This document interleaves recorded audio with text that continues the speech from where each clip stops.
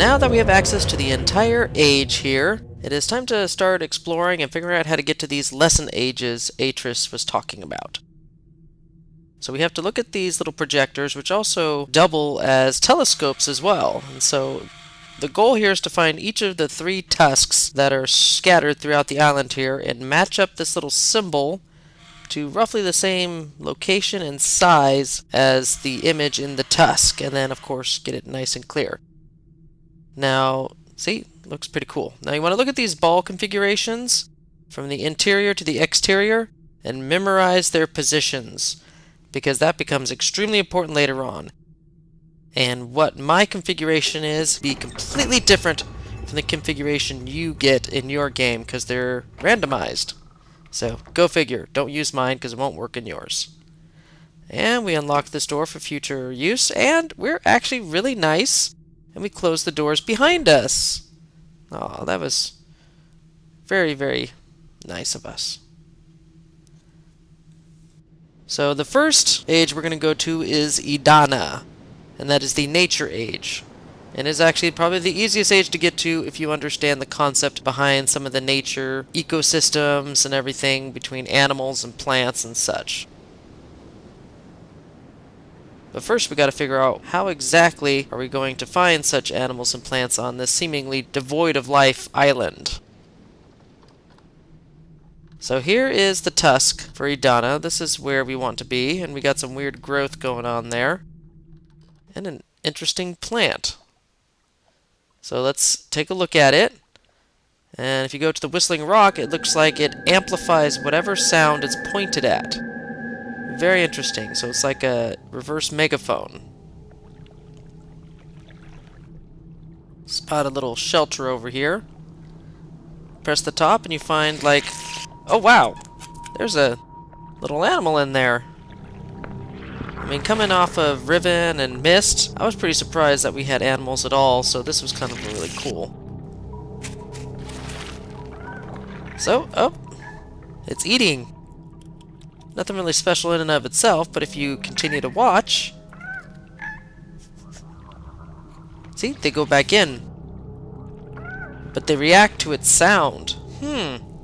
So they puff up when that animal makes a sound, but then they retract when it stops.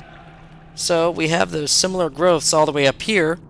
Maybe if we use this megaphone type plant, point it at the creature, that should do it. And voila! The sound is amplified and these things puff up so that the animal could possibly eat them, except the animal can't even get up this high. But now we can use that as a walk bridge to get across to the tusk. And that, my friends, is the easiest puzzle pretty much of the 3 ages, really. To access them, at least. Anyway, I hope you remember the actual ball positions of your particular code, because you're going to have to input it here. And thankfully I have a pretty darn good memory. So we're going to insert each of these.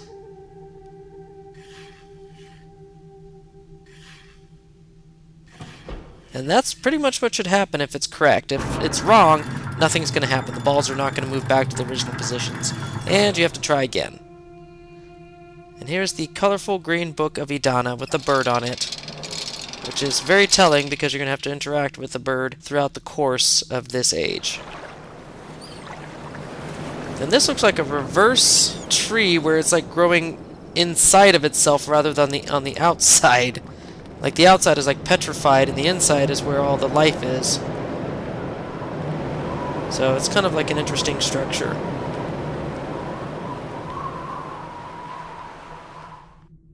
Now if we look through this flower, which doubles as a telescope, we can see the object of our search to get back.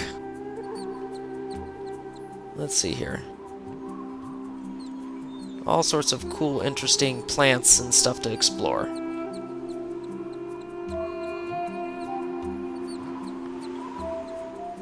And this is actually one of the coolest. You hear some chirping somewhere, so there's probably some baby birds.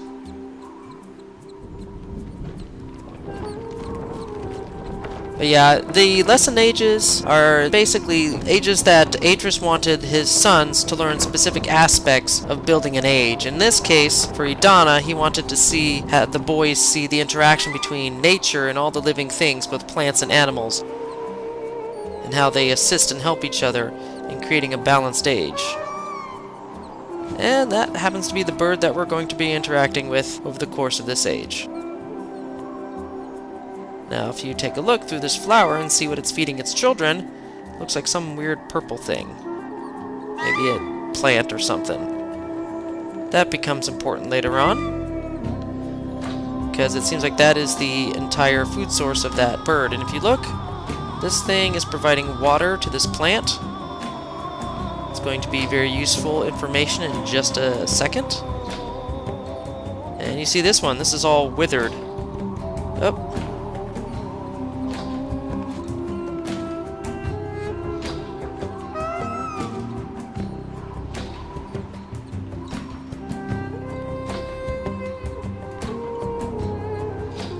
Probably going down for some more food. But if you see, it's all withered and it's trying to get water here, but the water is stuck in this little pod, and we don't have anything sharp to pop it. So we're going to have to find another way of releasing the water so that plant can get nourishment. So we go up here to the upper portion of the petrified area. We get this little interesting plant here.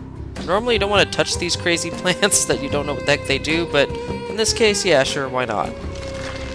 This causes it to attract its fronds and provide sunlight to another different unique plant, which acts as a magnifying glass. So you take a look, and you see a little sun dot, and you point it at the bulb here, and wait for it. Oh, too much heat and it explodes. And that is how we get down to the lower portions of this tree. Now what's crazy to me is that Atrus in Voltaic and Amateria has planned it out to the nth degree how he wanted his boys to go through the age and solve all the puzzles and learn from those ages. But when it comes to Edanna, I'm like, it's nature. How could he possibly predict what exactly would happen to his boys as they go through this age here, and solve whatever he had in place? I mean, by the time his boys got there, it might have completely changed. So, I mean, Atrus had probably some massive foresight and wrote this age specifically so that he knew exactly what each plant and or animal would do in every situation, every single time. So that's crazy prepared right there. At least on Atrus's part. And we get an interesting little electrified mana ray. Cool, but not necessarily useful at the moment. But we'll keep it in mind.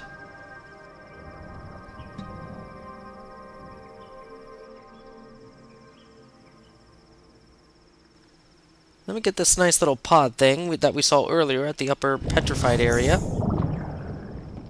We're gonna fill it up with water, and sure enough, also the electrified ray. So we're just taking it along with us in a way. But if you turn around, you'll see some pages on the ground here that you might have missed earlier. So here's some additional pages of his journal. And in the end, you're going to collect about, I think, 3 sets of pages per age to complete his journal. And this looks interesting. It's got those same fleshy pods, and something really bad happened to that bird just now. It's sounding like it's in great pain.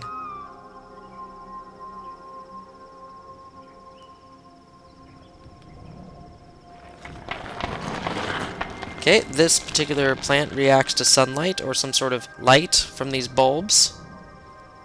And this is an interesting little swinging vine. Be Spider-Man for a day. So the obvious, target is, of course, this log that goes over the abyss, but you can't go any further because the log blocks the actual swinging. But if you turn to the right, there's actually another way you can swing. This little trap area. Take a look. This looks like this was a mechanism that was meant to capture something, and probably a release switch all the way back where we were. So let's open it up.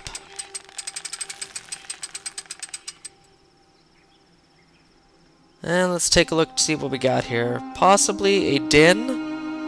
Ah, here's some nice little fruit. But let's see here. That's actually going to drop down on the animal, but that's not going to get the sound all the way over there. So let's move the fruit all the way down there.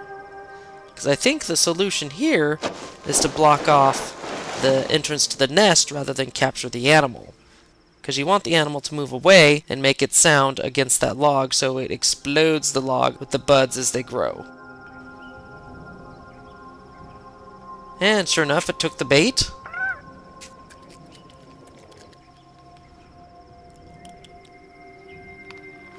Oh, can't get into your little nest, little buddy. Oh, it's found food. That food's about to kill it. Alright, so now we've just removed that obstacle and we can continue on our exploration.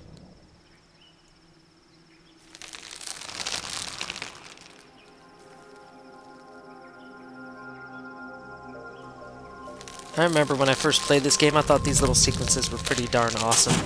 Who knew that the main character could be so acrobatic?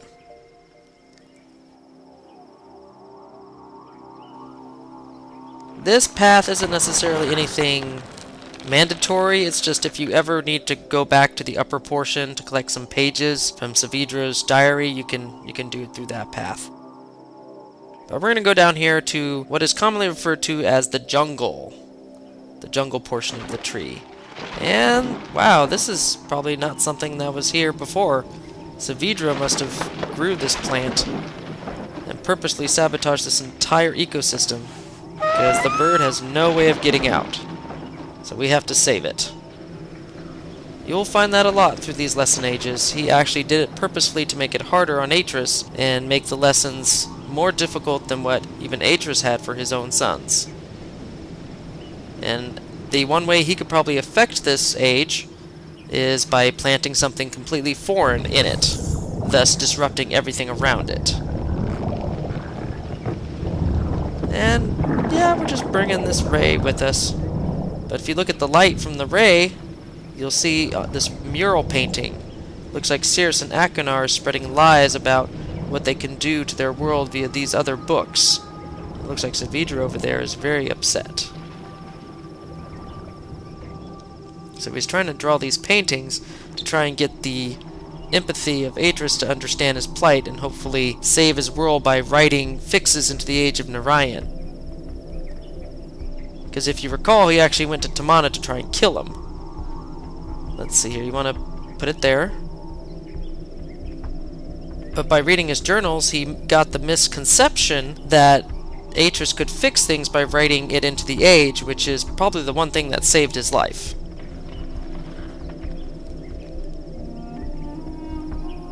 So without that misunderstanding, he wouldn't have gone through this whole mess to, you know, kind of play at Atrus' heart, so when he finally met him in Narayan, that he would be all more willing to save Narayan and write changes and fix things. So let's bring the ray all the way down here. This will be the final stop for this creature.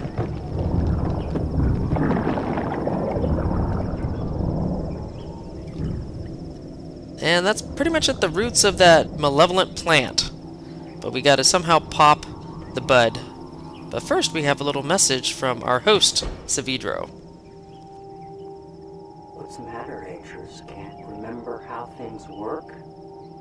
Yet you explained this class so well when we first spoke of it in Orion. I want Sirrus and Achenar to learn everything they can, Saavedro. First from Amateria, Edanna, Voltaic, and finally from Narayan.